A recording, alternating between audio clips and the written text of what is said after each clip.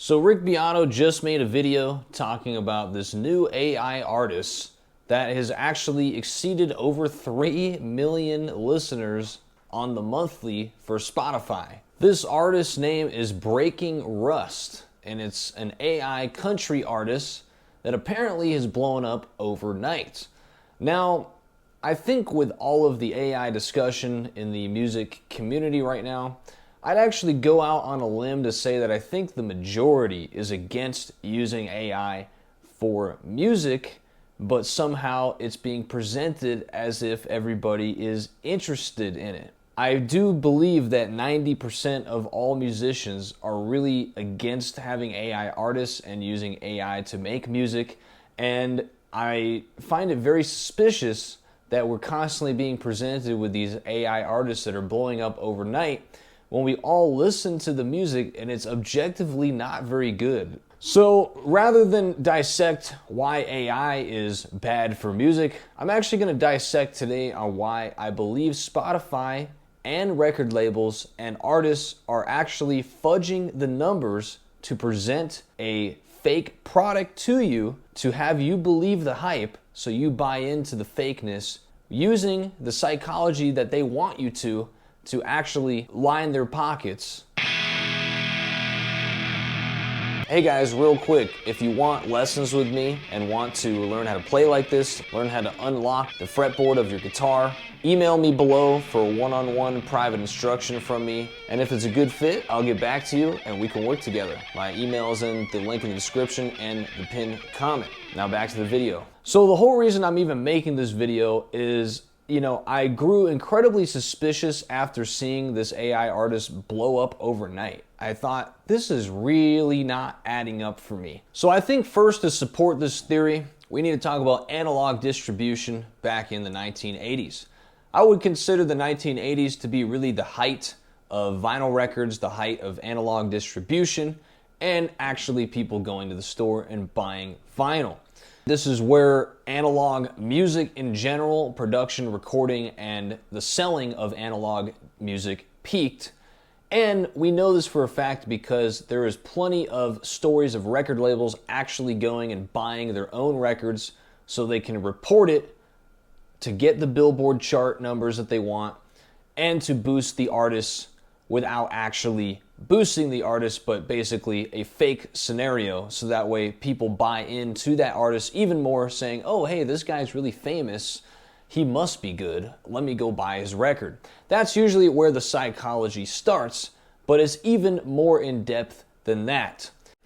We also find examples of this with payola, where record labels would essentially pay off radio DJs to spin the singles that they wanted to be played to again boost their artists, generate revenue, and create hype for the listener to buy in to the artist, paying back the record label and then some.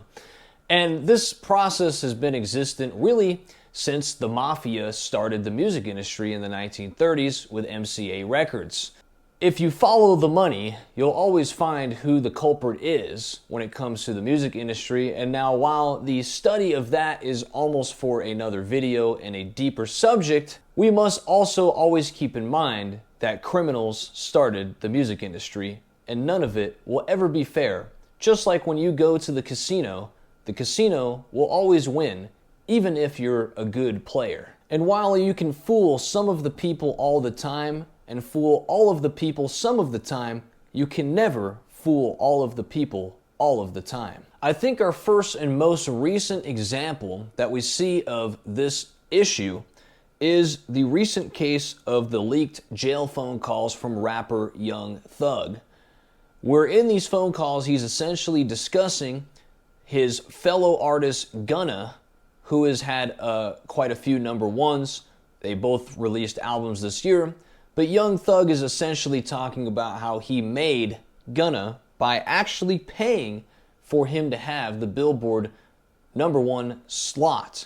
Yo, the #1 album you just had right now, I paid for you to have a #1 album. You didn't, you know what I'm saying, honestly earn a #1 album over the weekend, my boy. I paid for that shit.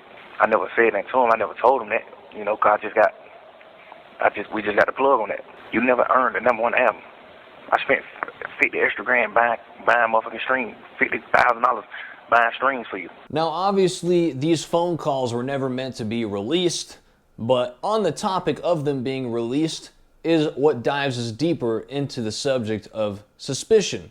Now, if it's so easy for a mid-tier, kind of A-list, but really more of a B-list celebrity to buy enough streams for another B-lister artist to have a #1 album, then how easy is it for a major conglomerate to do the exact same thing with an artist that doesn't even exist? So recently in the last year, Kendrick Lamar and Drake had a major rap beef.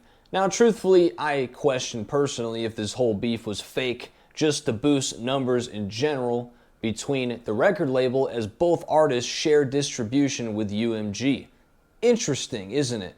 Now, of course, after the song Not Like Us essentially became the song of the year, topped all the charts, and even outperformed all streaming numbers that Drake has ever done in his entire career as the biggest rapper in the world, Drake would not only go to find suspicion in this for himself, while he's also a suspicious artist, but also going to sue UMG for claiming that they faked the streams. Now, everybody in the rap community essentially said Drake has no integrity for doing this. He lost and is just acting like a child. But really, the truth of the matter is this probably 99% did happen. A lot of people don't realize that these pay-to-play agreements also include YouTubers and influencers, TikTokers, and streamers. Now, Drake is also very much a friend of doing this himself, which is why I think it's interesting that he would sue over somebody doing it to him. But in this case, you know, people like Aiden Ross, who actually promote artists on their platforms, are paid by record labels to even do interviews with artists to essentially promote them, new album releases, inflate the numbers, build the hype. Doing pay-to-play for Billboard, getting your song or single to a #1 or #2 or #3 slot might be the track you have to take as a label nowadays to artificially boost the numbers of your artists, or basically create what we call the industry plant. But rather than just speculate on this, let's actually talk about a real crime that was committed for somebody actually doing this. In the case of Michael Smith in North Carolina, the FBI actually indicted him in connection with a scheme to create hundreds of thousands of songs with artificial intelligence and used bots to stream the AI-generated songs billions of times. And he fraudulently obtained more than $10 million in royalty payments through this scheme and was arrested by the U.S. government. If you are a small artist like this, it's probably going to be a lot easier for you to get caught. If you're a major label, don't hate the player, just hate the game. If you got connections in high places, you might not be getting caught for doing this kind of thing. But just know if you're someone like Michael Smith that is trying to essentially fudge the system, especially with AI music, just know that you will probably be getting a phone call, if not a full-blown case against you for fake streaming. You know, it's kind of interesting. I'm not sure if a lot of people have thought about AI in this way, but being that you did not have to create a real product, in a sense, it's kind of like cryptocurrency. You get these big sharks that come in and they create a meme coin. They hype up the meme coin, let's say for like an influencer like Hawk Tua or something, and then literally get people to invest a ton of money into it and then rug pull everybody once they reach a certain ceiling and take all the money for themselves. Now, while this scheme is highly illegal, it can still be hard to trace. And AI is really no difference in this sense. They're just using it for a different avenue. AI making fake music that wasn't actually created by anybody, only prompts that were put into a computer, and then being put onto Spotify and using bots to fake stream the music, artificially boosting the numbers to take millions of dollars. Is it really any different than a rug pull scheme cryptocurrency? I don't really see it much of a difference at this point. And I don't really see why a record label that is able to fudge the numbers in this way and hide it like they've been doing for decades wouldn't take advantage of this opportunity, especially when they don't even have to front any capital to actually uphold a real artist, especially when it's just an AI artist. And we know that label scandals like this are nothing new. Casablanca Records' Neil Bogart was openly accused of using label funds to buy thousands of copies of his own act's singles to push chart positions. Even Motown in the 1960s was known for supporting their releases by buying their own 45s through independent distributors. This wasn't illegal then, but it was just part of a promotional strategy. Even one of the most famous artists of all time, Elvis Presley, and RCA Records is known for the exact same scandal. In conclusion, I do not buy into the fact that any of these AI artists actually have any hype at all, but rather whoever is funding it is paying for the fake bot streams, the fake views, and everything else that is fake. When you have zero overhead to take care of, you have a lot higher of a budget to spend on fake streaming and fake artist profiles because you really have nothing to lose at that point. And I really wouldn't put it past any of these labels behind the scenes or even producers to put something out like this to try to get a nice ROI. It is really not authentic and incredibly disingenuous, and even the legalities of it seem like they should be questionable.